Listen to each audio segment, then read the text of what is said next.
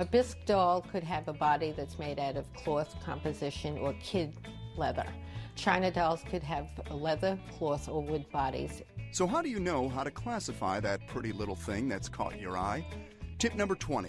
The doll is classified by its head. The type of doll would be determined by the type of head.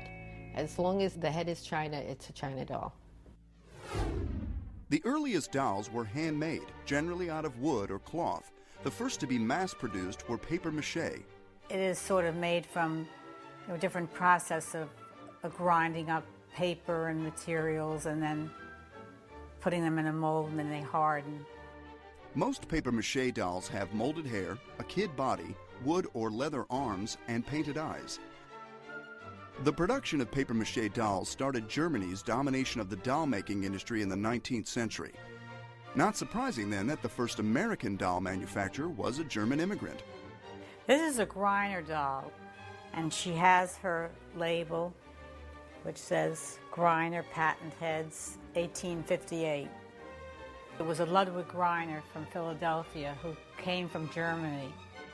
If your Griner doll has glass eyes, you have a real rarity, and it would increase the value by a couple of $1,000s. So tip number 19 is that if you're looking for papier-mâché, go Griner. It isn't that expensive, a doll, compared to some of the others, but it is a very desirable doll because it is American, it is signed, and it was the first commercial papier-mâché doll made. Now note that the date is for the patent, not the doll itself. Luckily, there are some other ways to guess the lady's age. You can usually date a doll's age by the hairstyle because the makers were making them to reflect the fashions and the hairstyles of the day. The earlier dolls were called highbrows. The lowbrows came later and featured hair styled lower on the forehead. In the 1800s, every 10 years, the styles changed. And so it's a great help to kind of gauge more or less what time the doll is made. The heyday for German-made China dolls was between 1840 and 1880. Now, during that time, few dolls were labeled or marked. That's why you should use tip number 18. The hairstyle dates the doll. For instance, this one is like 1840 into 1850. And she's got the center part, flat hair on the top, and she's got the long curls that go down around onto her shoulders. This tip also works for the papier-mâchés and the rare rubber dolls. Now, if you want to know the age, check the hair. You can tell by her hairdo that it's like an 1870s or 1880s hairdo. Her hair, you notice, is lower down her forehead, which is like a low brow. But don't stop there. Check out the shoes next. We have a little saying that if you have flat heels, you have flat hair. That this doll has completely flat shoes, which are proper for 1850s. Well, the high heels would be more 1870s, 1880s. So, highbrow, high heels, flat hair, flat heels. Elaborate or unusual hair in a doll will add to the value. So will unusual eyes. In papier-mâché dolls, we're looking for glass eyes. Tip number 17. In China dolls, look for the brown-eyed girl. Brown eyes are much more rare in a China. It's nice to find one with brown eyes. They're harder in value, they're more desirable. So even though these dolls were mass-produced, subtle differences changed the value. Antique dolls of papier-mâché, China, and bisque were all made in molds. But that doesn't mean that all dolls from the same mold were created alike. For one thing, antique dolls were hand-painted, allowing for individual variations. Dolls coming from the same mold might have been painted by a different artist. Some of them, the face isn't so wonderful, you know, depending on who's painting it. Maybe they had a bad day. The most important thing that I would want in a bisque doll is that the coloring was good in the bisque. The facial coloring was good, attractive to the eye. Quality is the important thing. You shouldn't have to apologize for a doll that doesn't seem to be top quality. But it's not just the hand painting. The molds themselves eventually wore out. That's why tip number 16 is to look for the first out of the mold. If you're a true collector, what you're going to look for is what we call the first doll out of the mold. As they progressed, it would be less definitive in the mold. Later on in the molding, you'll find this is flat. There won't be any waves or curls on the head. And then all the lines in here, this will be kind of faded from being used in the mold over and over and over again. So, look for the first doll out of the mold. What else? Now, many dolls are marked with size or mold numbers that help identify them. So, tip number 15. Find your mark, get set, go. If you're buying a doll, you should check to see if it has a marking or a label. What people do look for with these dolls is the maker. Some dolls have mold numbers on them. For instance, the Simon Halbig 1078, 1079 are very desirable dolls. In the back, you'll see 1078, Germany, Simon and Halbig, and it's an S at the and sign H, and number 14, which is the size. In general, the earlier the doll, the more valuable. And since a proper lady never reveals her age, that's why tip number 14 is, older dolls keep their mouths shut. The general rule is that the older dolls had closed mouths, the later dolls had open mouths. As dolls changed and evolved, they cut out an open mouth and put teeth and a tongue in it. So those are the newer dolls as a general rule.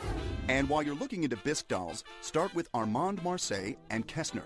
That's tip number 13. They're both made by German manufacturers, Kestner and Marseille.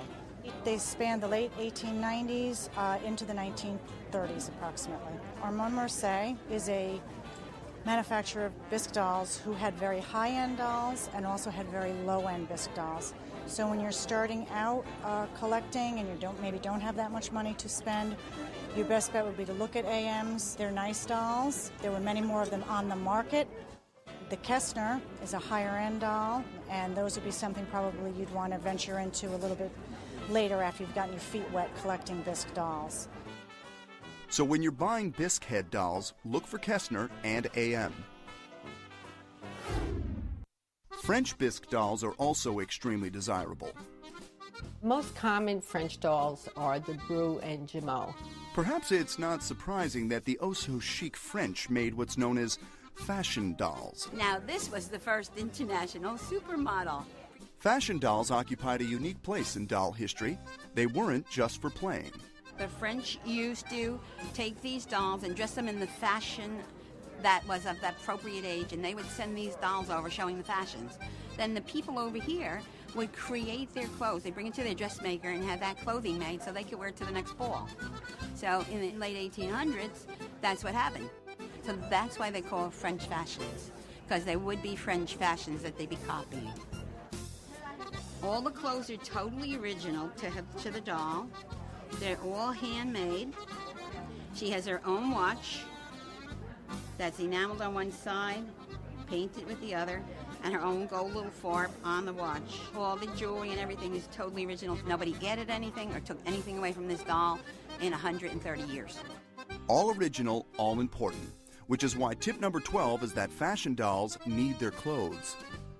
You can buy this doll and it's been redressed. It will lose $500 immediately because the clothes aren't original. No matter how great the clothes are, it still would lose value.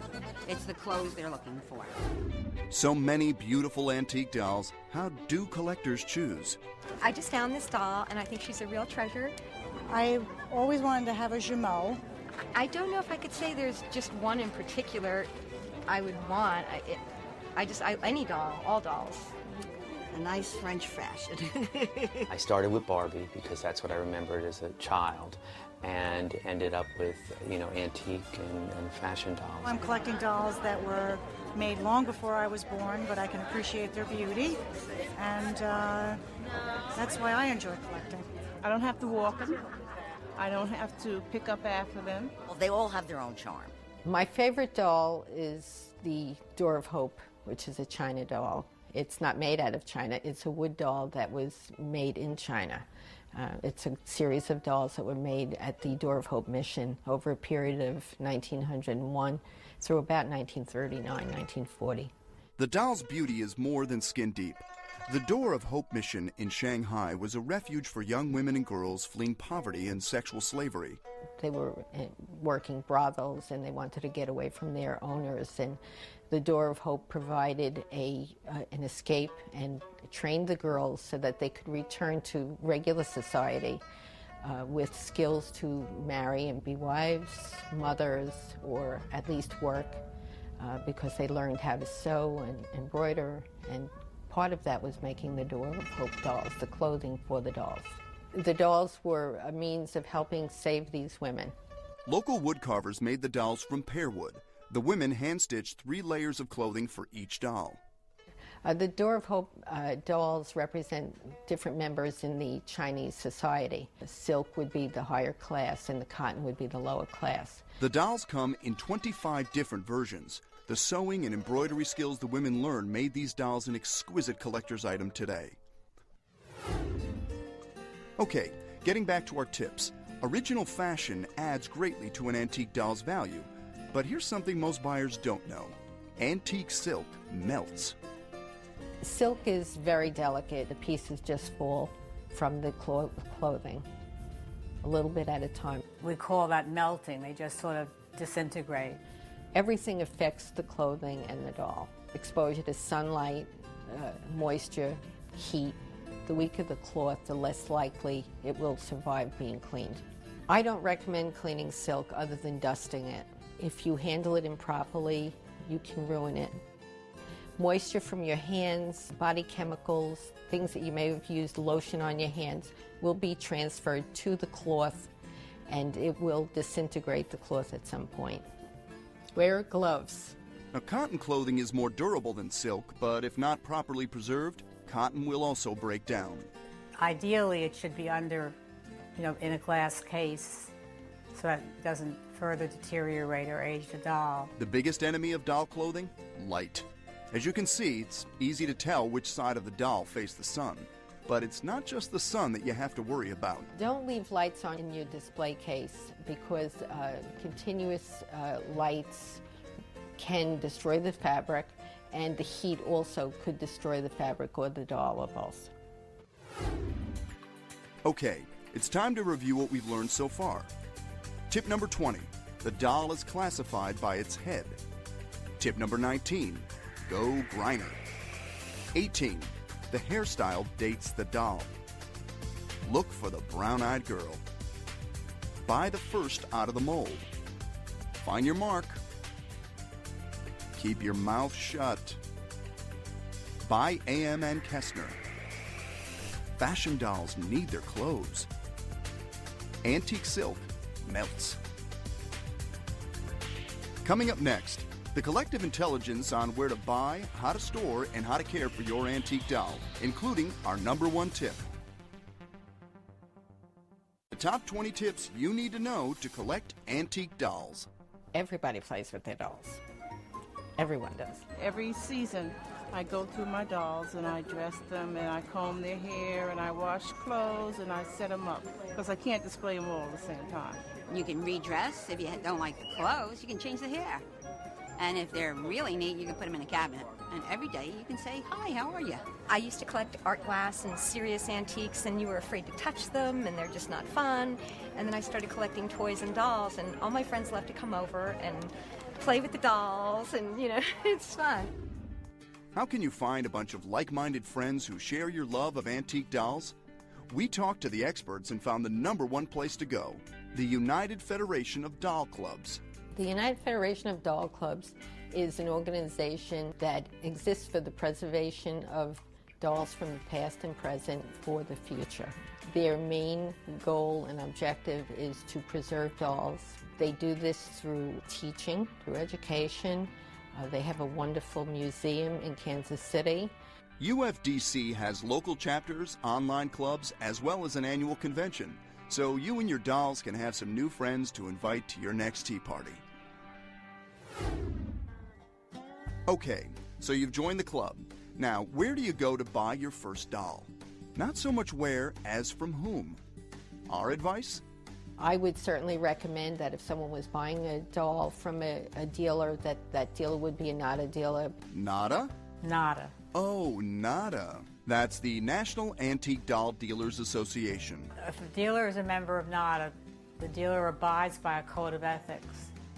Part of the NADA code is that every flaw, every defect, every restoration should be noted on the doll's tag. That's why tip number 9 is look for a NADA member, then read the tag. It'll tell you everything you need to know about the doll's condition. I have in my collection over 100 dolls. I have no idea. If I started adding them up, I probably would drive myself nuts. Maybe 200 dolls. 2,500. The house is getting more full, and my husband says to me, so that either some go or you go. So I became a dealer. All dolls are just wonderful. So now to bring something home, I bring it home small so I can sneak it in and he doesn't know I brought something home. Now, once you have your doll, how do you bring it home? Carefully. After all, your doll is a delicate creature. You want to pamper her. When you're traveling or storing a doll, it's very important to remember that wherever it's stored, it may be jarred. So you want to put the head in a diaper. Tip number 8, dolls need diapers. Pull it over the head and use the usual fasteners on either side that the diaper has, because they're also reusable. They stick now and they're reusable. This would give the doll extra protection. Here's another trick to preserve dolls with breakable limbs. This doll shows how you can be sure that there won't be damage to the legs by putting an empty spool in between the legs and separating them. You've brought your new doll home, but before you introduce it to your collection, you'd better hear tip number 7. Isolate the newcomers. If you purchase a doll, particularly from a garage sale or someplace where it's been stored in an attic or in a basement, you should segregate the doll from your collection. So you just want to make sure that there's nothing going on inside the doll or under the doll's clothing that could damage the doll further or damage other dolls in your collection. Preferably if you get one of those plastic containers that you can store clothing and things in with a cover, you can put the doll in it. Put moss crystals in a small bag. Make sure it does not touch the doll or the clothing. Seal the box for, I would say, maybe up to 3 weeks to make sure that you don't transfer these bugs to your collection. And whether you're isolating a new doll or putting one in long-term storage, if your doll has inset eyes, keep in mind tip number 6. Store your dolls face down. Rule of thumb with these types of dolls, you never lie them down on their backs. Their eyes are weighted and set inside. It's a cement that holds them in place, and over years that cement can dry up and just fall. And if the eyes hit inside the bisque, they will break the head. You always put a doll face down. If you're going to transport the doll, you may want to remove the wig and the pate that's under it in order to stuff the head to protect the eyes from breaking. There's another factor to consider when finding a spot for your doll. Tip number 5. Don't put your doll directly on a wood shelf. Basically, the oils in the wood can affect the doll, the clothing, and it just shouldn't be together. This is a good way to display. While you probably want your dolls around you, if you have a certain bad habit, you might not want to be around your dolls.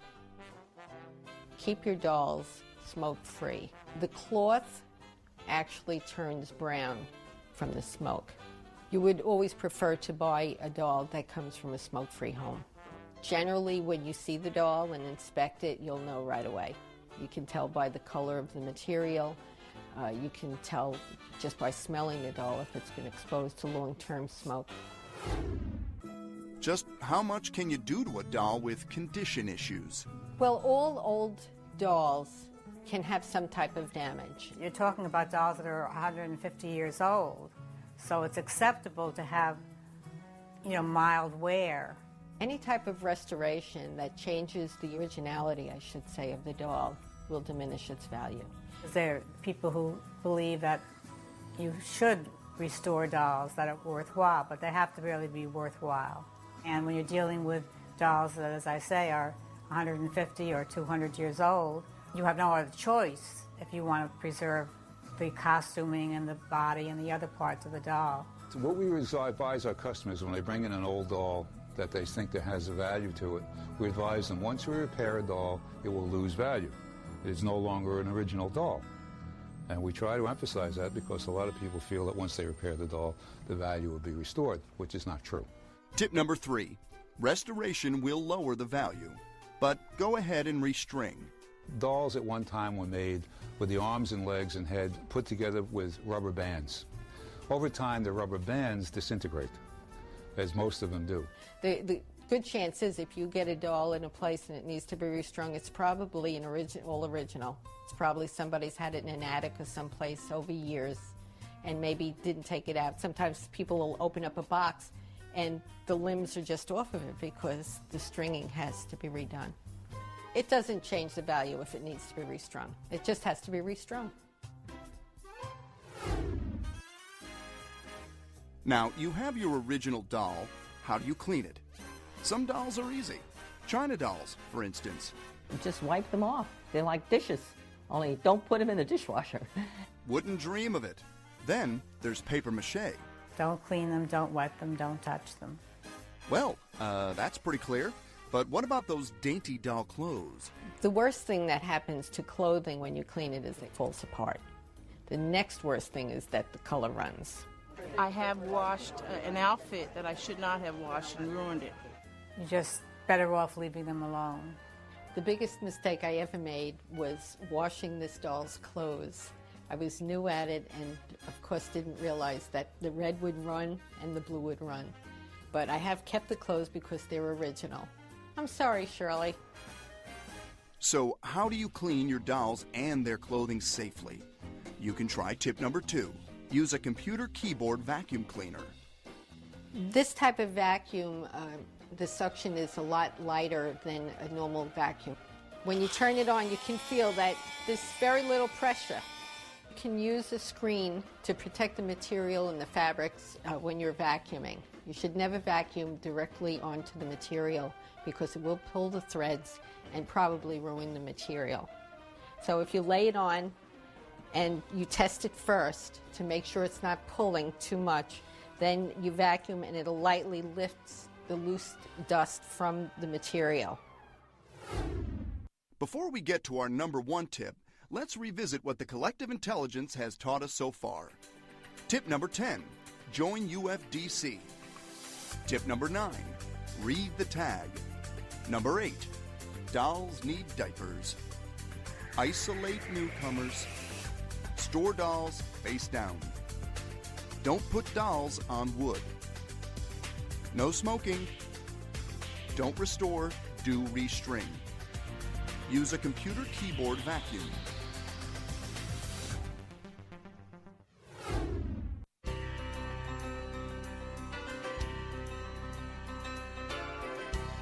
And that brings us to our number 1 tip. Treat your dolls like you treat yourself. Many collectors treat their dolls as their family. Many collectors spend a lot more money on their dolls and clothing than they do on themselves and their own clothing. So they're pretty special to us all. If you want to display your dolls, you should treat them like you would treat yourself. You wouldn't store your own body in an attic or a basement, and you certainly shouldn't store your doll there. The humidity and the mold in the basement can ruin your doll. And the dryness in an attic can just have just as bad as an effect. So keep it in a temperate area where you keep yourself, basically.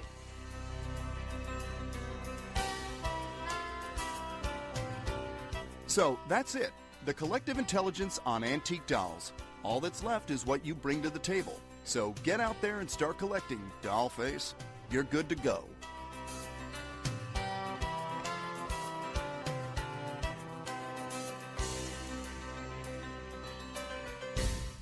When I was a kid growing up in the 60s, it wasn't cool for guys to like dolls, so that even made them more interesting.